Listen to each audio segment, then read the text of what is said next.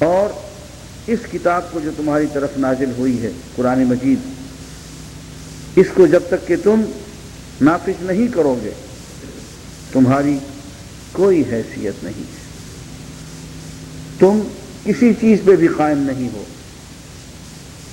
عزیزان گرامی، یہاں پہ ایک بہت اہم بات کی طرف توجہ دی جا رہی ہے۔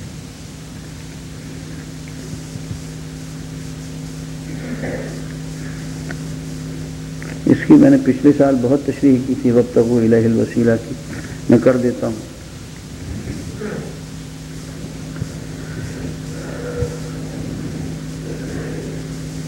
ایک بات یہ کہی جا رہی ہے اور وہ ہمارے عقیدے کے بہت خلاف ہے۔ اس قرآن مجید میں ہمارے عقیدے کے خلاف بہت سی باتیں پائی جاتی ہیں۔ ہمارا ایک عقیدہ یہ ہے کہ ہماری یہ جو ہم دین کے اعمال کرتے ہیں، نماز پڑھتے ہیں، روزہ رکھتے ہیں، زکوٰۃ دیتے ہیں، حج پہ جاتے ہیں، ذکر کرتے ہیں، تبلیغ کرتے ہیں، جہاد کرتے ہیں، اس سارے دین کا، ان تمام اعمال کا فائدہ ہمیں مرنے کے بعد ہوگا۔ مرنے سے پہلے پہلے ہمیں پھوکٹ رہنا ہے، اور جیتے جی یہ کتاب ہمیں کوئی نفع نہیں دے گی۔ یہ ایک فاسد عقیدہ ہے جو بعض مبلغین کرام نے لوگوں تک پہنچا دیا کہ تمہارے دین کا جو ہے سارا عمل، کہ صاحب ہماری زندگی تو ہمارے مرنے کے بعد شروع ہوتی ہے، ہمیں جیتے جی مردہ بنا دیا ہوگا۔ اور دوسرا عقیدہ اور بہت ہی فاسد اور خطرناک عقیدہ وہ یہ ہے کہ اگر دین پہ عمل کرنا ہو تو دنیا کو قربان کرنا پڑے گا، اور دین کے عمل کا نتیجہ یہ ہوگا کہ اس دنیا میں ذلیل ہو جائیں گے۔ کیوں بھائی؟ حضور اکرم صلی اللہ علیہ وسلم کے تشریف لانے سے صحابہ نے جب دین پہ عمل کیا تو کیا وہ ذلیل ہو گئے تھے؟ کیا انہیں دنیا کی عزت نہیں ملی تھی؟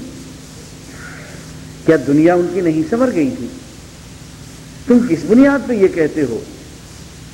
کیا یہ قرآن ہمیں نہیں سکھاتا ہے ربنا آتنا فی الدنیا حسنہ، اے اللہ ہمیں اس دنیا کی بھلائی عطا فرما، وفی الآخرۃ حسنہ، اور آخرت کی بھی بھلائی عطا فرما۔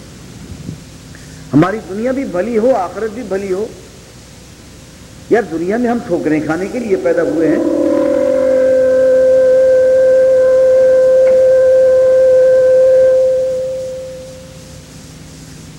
کیا قرآن اس لیے نازل ہوا ہے کہ ہم اس پہ عمل کریں تو ذلیل ہو جائیں؟ قرآن تو یہ بات نہیں کہتا، یہ تو تمہارے فاسد دماغوں نے یہ بات پھیلا دی ہے۔ قرآن تو یہ کہتا ہے کتب اللہ، اللہ نے لکھ دیا ہے، لأغلبن انا ورسلی، کہ میں اور میرے رسول، میرے بندے غالب آ کے رہیں گے۔ ان اللہ لقوی عزیز، اللہ قوت والا ہے، اللہ زبردست ہے۔ جو بھی اللہ کا ساتھ دیں گے، اللہ والے بنیں گے، وہ قوت والے زبردست بن جائیں گے۔ هو الذی ارسل رسولہ بالہدی ودین الحق، اللہ وہ ذات ہے جس نے اپنے رسول کو بھیجا ہدایت دے کے اور دین حق دے کے، لیظہرہ، تاکہ اس دین کو مکمل طور پہ غالب کر دے، علی الدین کلہ، پورے نظام حیات پہ، پوری زندگی پہ۔ وَلَوْ كَرِهَ الْمُشْرِكُونَ، خواہ مشرکوں کو یہ بات ناگوار گزرے۔ قرآن تو یہ کہتا ہے، قرآن تو حضرت موسیٰ کو یوں کہتا کہ لا تخف انک انت الاعلی۔ وہ آئے، انہوں نے جادوگروں نے اپنے رسیاں پھینکی، وہ سانپ وانپ نظر آئے، وہ بڑی بھیانک شکلیں۔ لا تخف، ڈرنا نہیں ہے، انک انت الاعلی، تو ہی غالب آنے والا ہے۔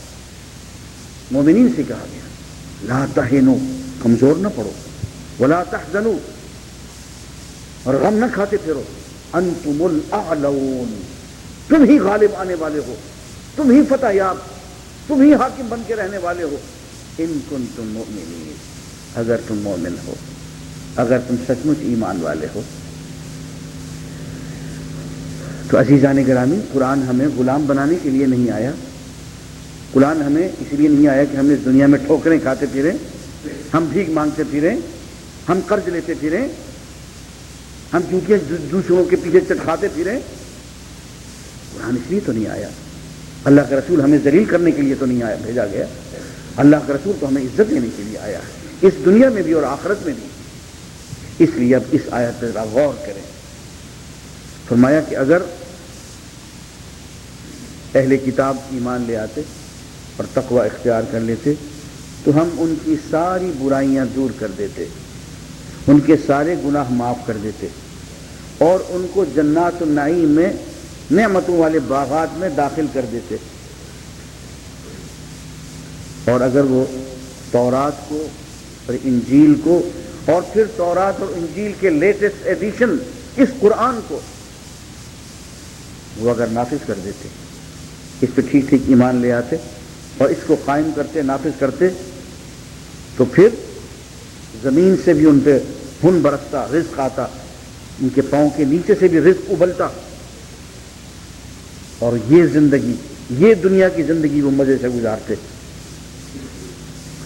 لیکن ان لوگوں نے اپنی دنیا کی زندگی کو برباد کر دیا، تورات کو چھوڑ کے، انجیل کو چھوڑ کے، قرآن کو چھوڑ کے۔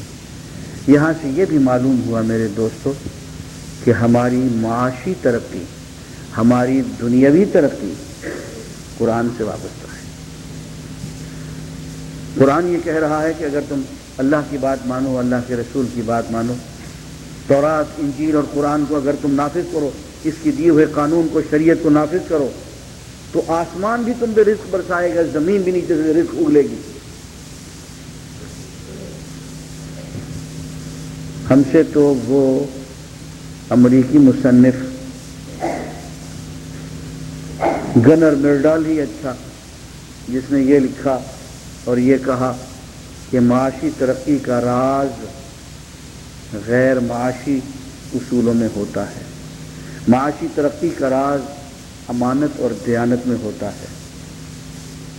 اور اس نے یہ لکھا کہ پاکستان اور ایشیائی ملک اس لیے پسماندہ ہیں کہ ان کے ہاں امانت اور دیانت نہیں ہے، ان کے ہاں کرپشن ہے۔ اس نے اعداد و شمار سے یہ ثابت کیا کہ یہ ممالک امیر ملک ہیں، ان کے ذرائع و وسائل بے حد و حساب ہیں، لیکن اتنے بے وقوف ہیں کہ اپنی بددیانتی کی وجہ سے اپنا سارا مال ہماری طرف بھیج دیتے ہیں۔ آپ جا کے دیکھیں سوئٹزرلینڈ کے سارے بینک ہماری رشوت اور ہماری چوری کے مال سے چل رہے ہیں اور پل رہے ہیں۔ ہمارے بڑے بڑے جو حاضری جو ہوتے ہیں وہ اپنی ساری کمائیاں انہی وہاں کے بینکوں میں جمع کرتے ہیں، اور اس کے بعد مر جاتے ہیں، لوگوں کو پتہ بھی نہیں ہوتا کتنی جائیداد، کتنے کروڑ روپے وہاں سوئٹزرلینڈ کے بینک میں پڑے ہوئے ہیں، اور وہاں کے ملک اور وہاں کے لوگ، وہاں کے شراب خور اور وہاں کے گندے لوگ پرورش پاتے رہتے ہیں، اور ہمارے سارے ذرائع و وسائل جو ہیں ادھر منتقل ہوتے چلے جاتے ہیں۔ عزیزان گرامی، ملکی ترقی، معاشی ترقی کی بنیاد ایمان، امانت اور تقوی ہے۔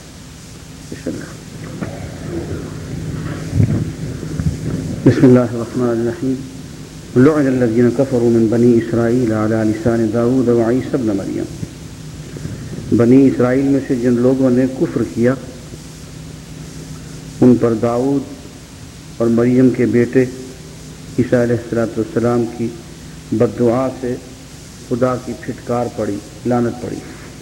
یہ لعنت ان پر اس لیے پڑی کہ وہ ذالک بما عصوا وکانوا یعتدون، کہ وہ اللہ تعالیٰ کی نافرمانی کرتے تھے اور اپنے معاملات میں حد سے گزر جاتے تھے۔ کانوا لا یتناہون عن منکر فعلوہ، اور منکرات میں پڑے رہتے تھے اور اس سے ایک دوسرے کو روکتے نہیں تھے۔ لبئس ما کانوا یفعلون، برے اعمال تھے جن میں وہ لوگ پڑے ہوئے تھے۔ ایک صورتحال یہ بتائی گئی کہ کفر، نافرمانی معاملات میں ایک دوسرے پر زیادتی، منکرات میں پڑ جانا اور منکرات میں پڑ جانے کے بعد ایک دوسرے کو نہ روکنا، یہ چند ایسے اعمال تھے جن کی وجہ سے دو نتائج برآمد ہوئے۔ ایک یہ کہ انبیاء نے انہیں بد دعا دی، حضرت داؤد نے اور حضرت عیسیٰ بن مریم نے، اور دوسرے یہ کہ ان پیغمبروں کی بد دعا کی وجہ سے اللہ تعالیٰ کی پھٹکار اور لعنت پڑ گئی۔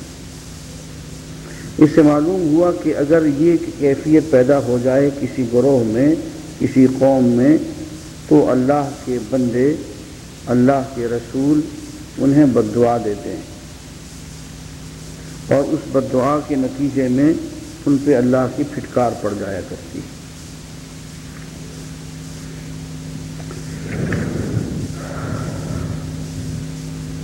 وَإِذْ قَالَ اللَّهُ يَا عِيسَى ابْنَ مَرْيَمَ،